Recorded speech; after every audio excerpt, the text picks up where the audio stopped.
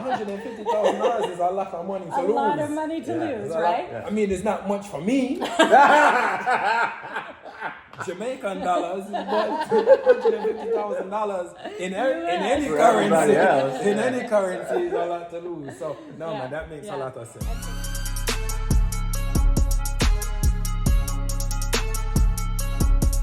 What's going on, good people? Daniel Frankson, your Atlanta real estate expert. Thank you to the three of you that are eventually gonna watch this video, right?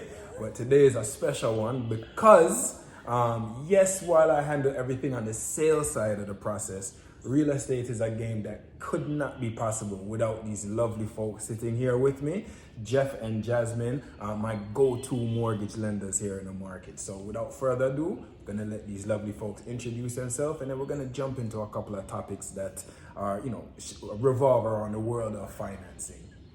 Go ahead, Jazz, introduce yourself. All right, so I'm Jasmine, and this is my husband, Jeff. You didn't really want to tell. I thought you were going to tell. You didn't have to let that out. Yes, okay, I'm married to this guy. For now. For now, give or take 14 years. And so we have been in the mortgage business for a couple decades, nice. Mostly here in Atlanta, even though we can do loans just about everywhere in the country, but give or take the last 20 years, I would say, we've done business within like a 5-mile radius of the city. So what other things? I'm a recovering real estate agent, so I used to do what you did. Yeah, man, I remember when you and I had that conversation, and if I remember correctly, if you guys don't mind me sharing, you were a realtor, and you were supposedly trying to speak to a lender to get some insight on how to partner on business. And then 14 years later, you guys have partnered together. She might have been sending me some emails. Jeff, I have to give it to you, man. I didn't take you for the slick kind. You pulled that one off, man. You pulled that one off. Thank you, Frankson. So, he's calling me Frankson. So, here's the thing. So, on my side of the table, anytime I meet a potential buyer, especially if it's a first-time buyer, someone hasn't been through the process in a good while, one of the first things that comes up in conversation is, have you talked to a loan officer? Have you talked to a lender? And often I put this there because I think it's essentially the 1A and 1B in terms of the getting started in the home buying process. Get your realtor and get your lender. They're synonymous. But when we talk about the financing side of things, what does that look like? What is that process, and why do people need to come to you guys to either get pre-qualified or pre-approved? Okay, I'll take that. So essentially, the most important thing that you can do when you're getting ready to buy a home is figure out your budget, figure out your finances, get your game plan, right? Because you can fall in love with $1 million home, but that's not really going to do us any good. That happened to me earlier this week. It told me 50,000 about where you can be. So I was off by a bit, but yeah. Yeah. So you got to. It's important. There are a lot of things that can change. Maybe your income doesn't look like you thought it did. Maybe your spouse doesn't have the credit you thought they did. Maybe the taxes are a lot higher on that property than you expected. Or HOA dues for that. HOA dues, especially for condos and townhomes, can really make a difference.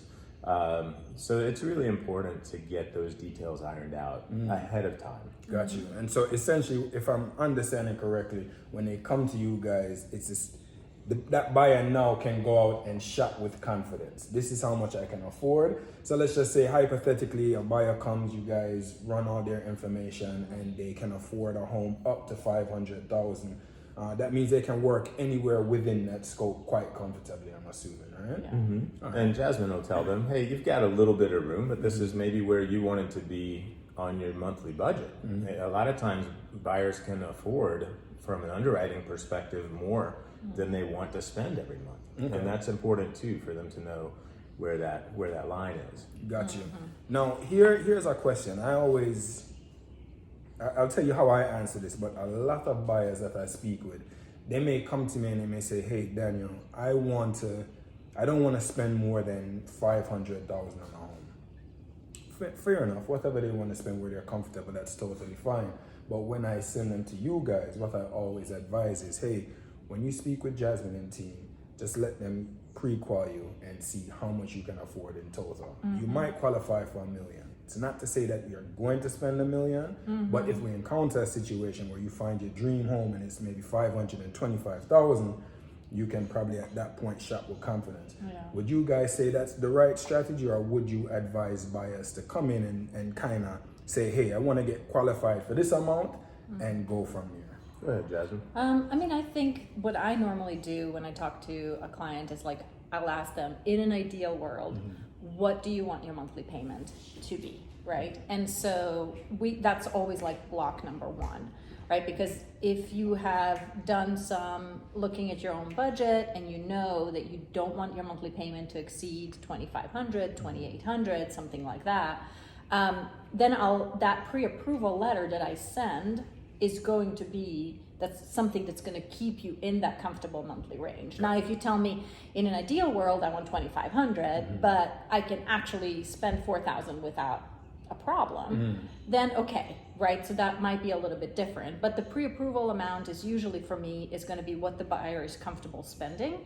And then on the back end, inside of the Realtor portal, I can allow you to go up to, say, 535, right? The letter says 500, but we know that if we're in a multiple offer, if that perfect home comes up, you have the ability to bump up to, 510, 520, 530, whatever their actual debt to income ratio underwriting limit is. Gotcha. Right? And that's a great answer, but you said something that just triggered this thought, and I have to say it.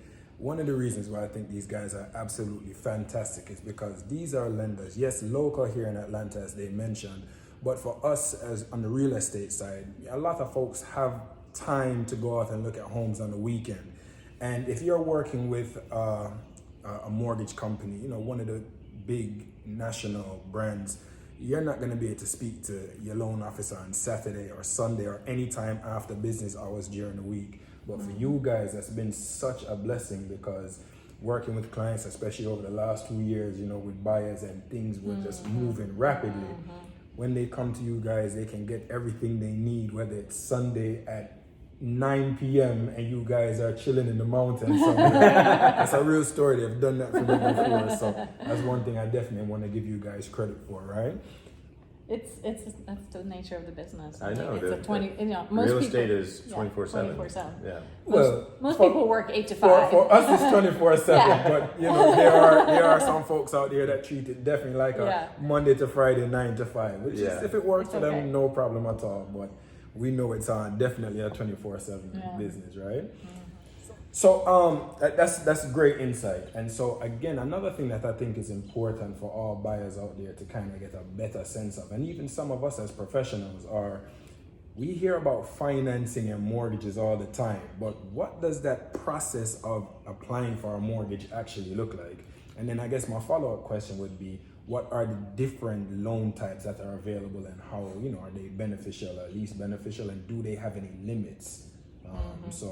Well, let's start with the loan process. We've talked about it a little bit so far, the pre-approval process. So when one of your clients comes to Jasmine, the three things she's going to cover in that conversation are: how do you make your money? How much money do you want to put into this transaction? And what's your credit like? Okay. Then we need to gather information to support all of that and submit it to our underwriter. It's very important that when we do this pre-approval, pre-underwriting process, that we have everything we need so that you can shop confidently. Once you write a contract on a home, then we have the contract, then we order the appraisal, and we take all the information we already have, that borrower's approval, and then we get the property and the appraisal approved, and then we can go to the closing.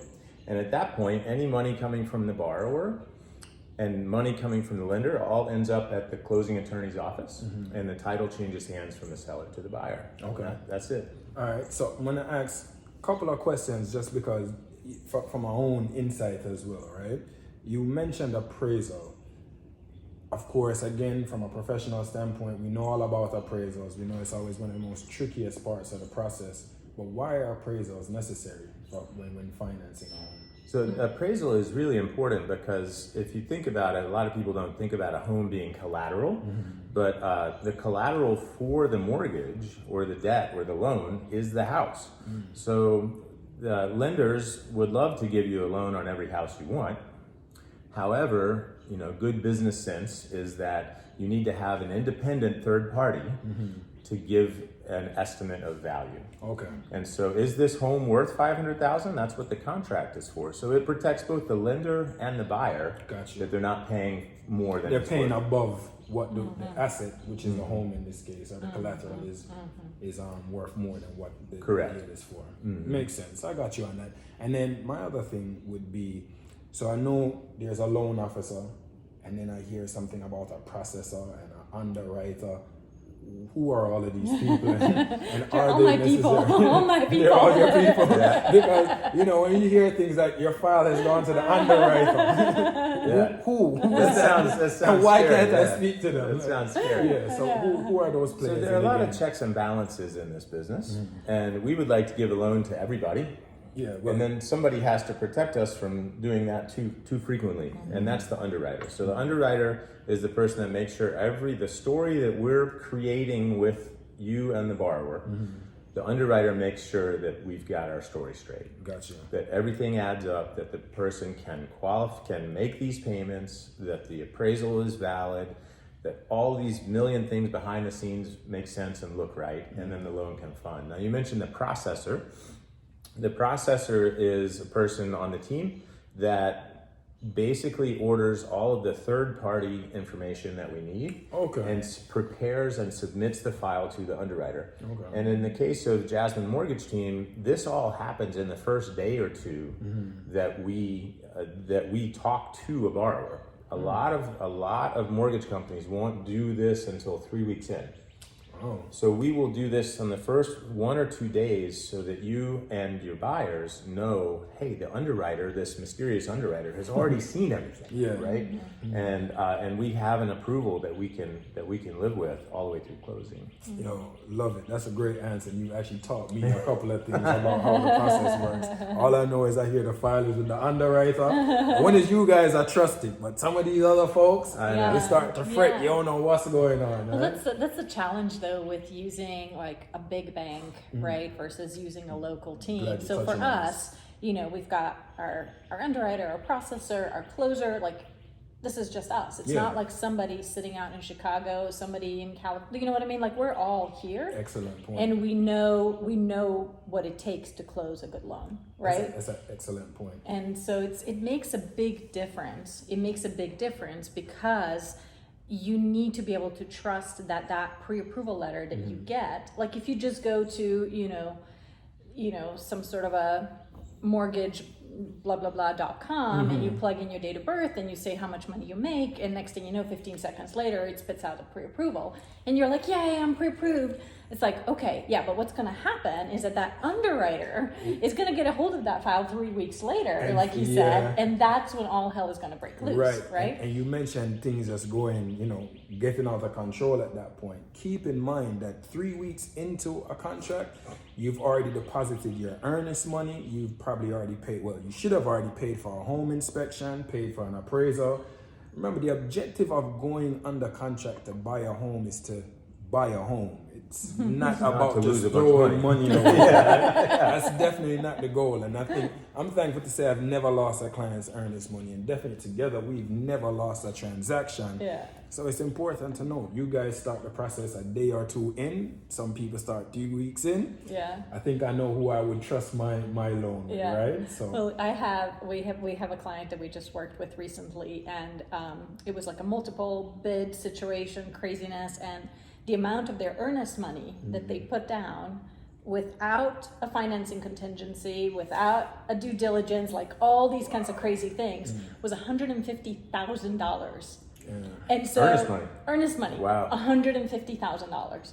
And so they better trust me. Listen, $150,000 is a lot of money to A lose. lot of money to lose, It's a right? lot. I mean, it's not much for me. Jamaican dollars, but $150,000 in any For everybody else. currency, in any currency is a lot to lose. So no, Yeah, man, that makes yeah. a lot of sense. And so when you're going into a situation like that, you gotta know and trust that lender, that it's not gonna be some underwriter somewhere far out there that's having a cranky day and then they're gonna stir up just give you a bad approval or ask for ridiculous things that you can't provide, right? All that kind of stuff. You can't afford to have that come out in week 3, a few days Not before at all. closing. This is great information, and you touched on something that I think oftentimes is overlooked. And just to kind of go back to that point, your team is here local in Atlanta. So if you need to have a conversation with the processor, I'm assuming it's just going down the hall, knocking on the door, the underwriter, same thing, right? Yeah. I know this because I know where the office is. I know the folks that are involved on the back end, right? But one thing I always warn clients about is if you are under contract here in Atlanta, we're Eastern Standard Time, and your loan officer is in Seattle, Washington, and they're 3 hours behind. It's 9 a.m. here, whether it's a day of closing or something that we need, time-sensitive material. Yeah. Their loan officer is fast asleep, right? It's like, hello? Right. Or if the person that's, looking at the appraisal report, if they are in Orlando, Florida, They just don't they know. don't understand the Atlanta market. So how is this person the one that's going to determine whether or not this report makes sense or not? Yeah. So I think those are some great points, right? Yeah. You guys just gave some great insight about how the overall financing process works, right? I think my next question would be, are there different loan types that buyers can get? And if so, what those loan types are? How may they be different? And do any of them have any limits, like borrowing limits? Yeah, so we've got many different types of loans, but some of the biggest categories is going to be, first is your conventional conforming loans. Okay. Those are typically the loans that if you have good credit, good income, those are kind of like, you're generally going to get the best interest rate. The mortgage Some money insurance, to put down. you need to have, like, if you're a first-time home buyer, maybe 3% down. If it's your second time buying a home as a primary residence, maybe 5% down. And interest rates are good. Generally, mortgage insurance is lower based on your credit score. And you can typically, when you get to having 78 or 80% loan to value, meaning you have 20% equity in your home, that mortgage insurance is going to cancel. And so that's a in premium. So it'll be a that monthly savings yeah, exactly. at that point. So conventional is kind of like the default mode. Like anybody that can get approved for a conventional loan, that's kind of That's first. the route That's that the they first. go. Okay, Yeah. so conventional. Conventional is number one. Then we've got FHA loans, which is a government loan, 3.5% down. Okay. Good for people that maybe don't have ideal credit scores. Okay.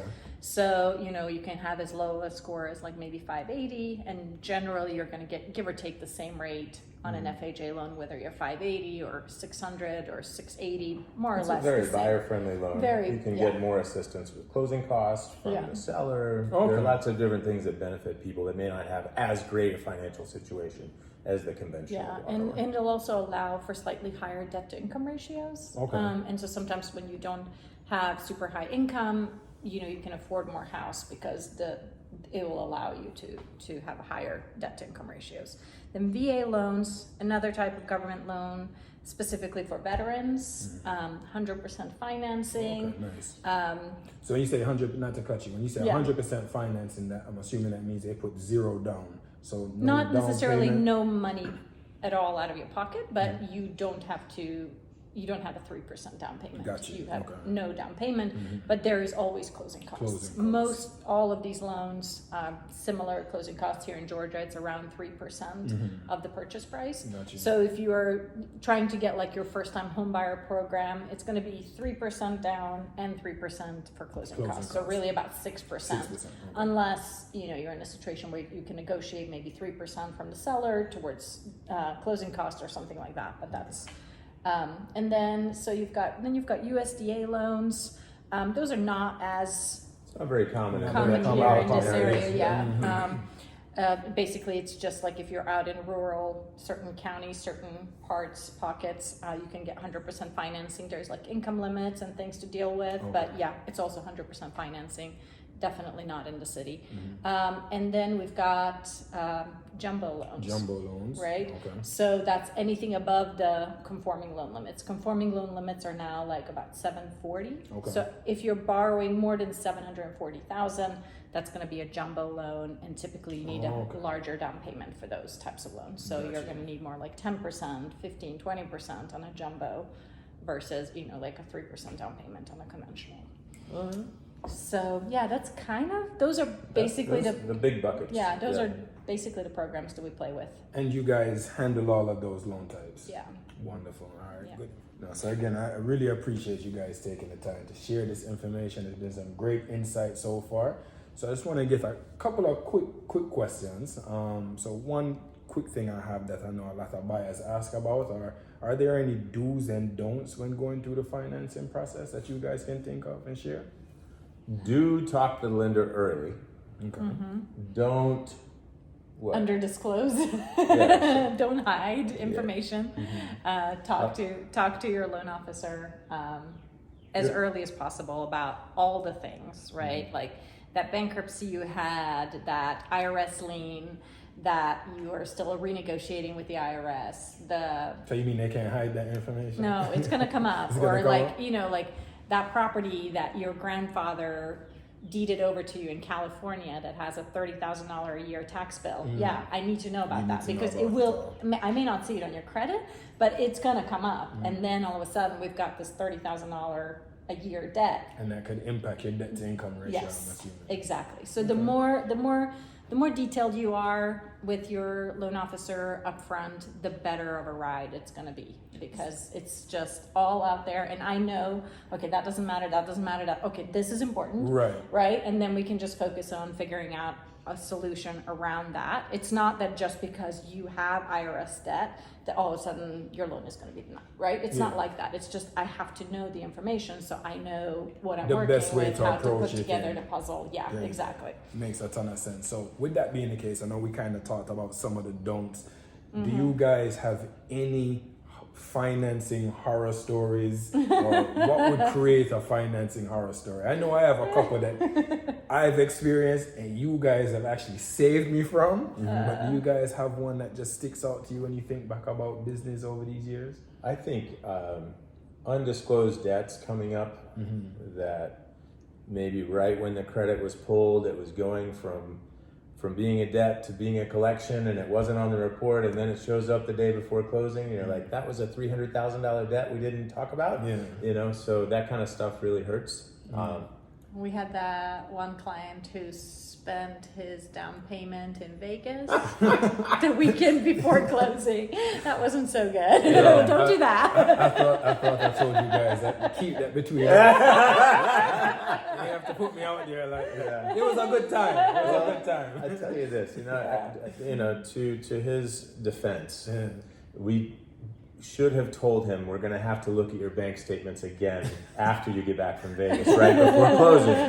But I guess he didn't win. In Vegas, Yeah, that was a little bit tough. We had to push the closing out until the next paycheck hit, It sounded like the man was going for, instead of financing, to be able to do a straight up cash deal. Yeah, he was trying for it. Yeah, he was trying for it. I would say for me, one of the so funny enough, the way I got connected with you guys was because I was dealing with a horror story with financing. So I mean, I don't know if you guys remember, but long story short, it was a deal property in East Atlanta.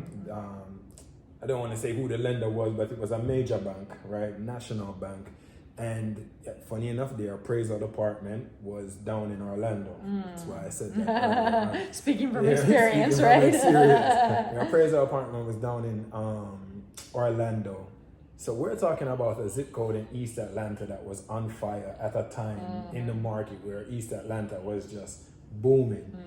And the appraisal must have come back like 6 figures low. And we're not, and so it was maybe a week out from closing, and the listing agent in that case, and I really wish I could remember her name to give her credit for. Was it Jamie? I think it was Jamie Welser. Yeah. Yes, it was. And she recommended you guys. Yeah. And when I say I contacted you guys, told you the situation, and you said, I think it was Jeff. Jeff said, I think we can do this. Now, closing is when?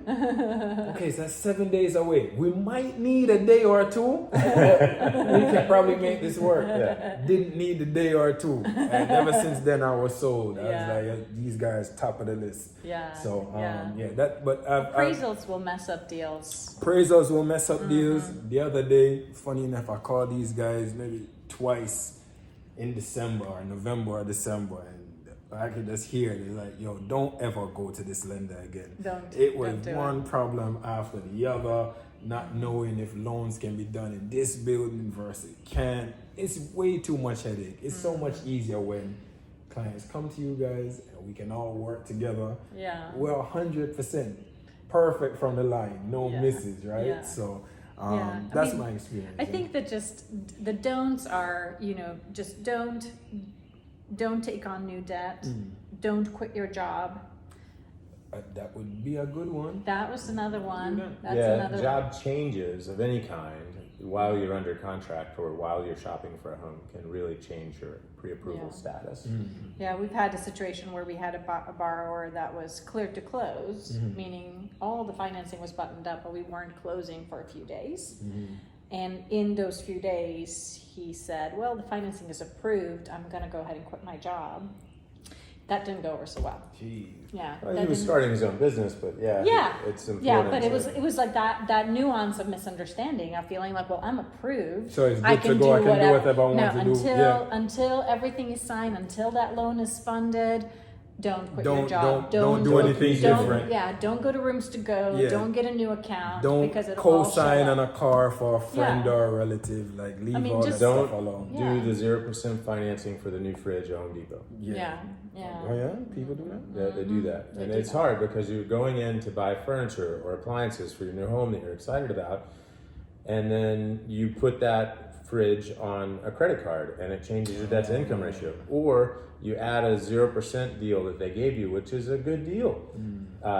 And now it bumps up your debt to income ratio. Wow, so just like that, in my situations where instead of getting a house, they just get the fridge. That'd be no good at all. So yeah, this is why it's always good to make sure when you're going through the process, always communicate with your lenders and let them know what's going on because they'll know how to best guide you through that scenario, right?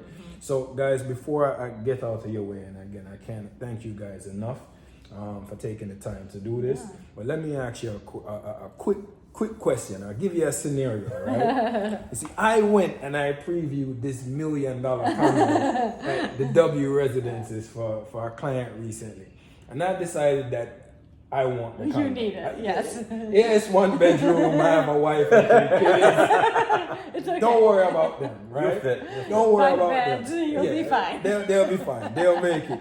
My question is, how can I afford this condo even though I only made $35,000 last year? Can you work your magic and get me into that condo? Yes, I'll get right on That's why I that. love you. That's why I love you. Approved. Yo, listen, appreciate you guys as always. And there's gonna be a link in the description below. So all of Jeff and Jasmine's contact information will be there. All of my contact information. I think Mrs. Frankson is going to tell me I'm supposed to tell you something about like, share, subscribe, hit some bell for some notification thing. All right. There's gonna be a buyer resource in the link below as well. So make sure you take advantage of that. Jeff and Jasmine, thank you guys It was again. lovely to hang out with you. great to be Again, here. another kitchen convos, no food. They have coffee. I ain't even get nothing to drink. They didn't offer me anything at all since I've been here. Can't use the Gotta bathroom. save They up told the me, money yo, for this that. Time to go. Time to go. So let me get my stuff and head out, all right? We'll catch you guys on the next one. Later. Peace out.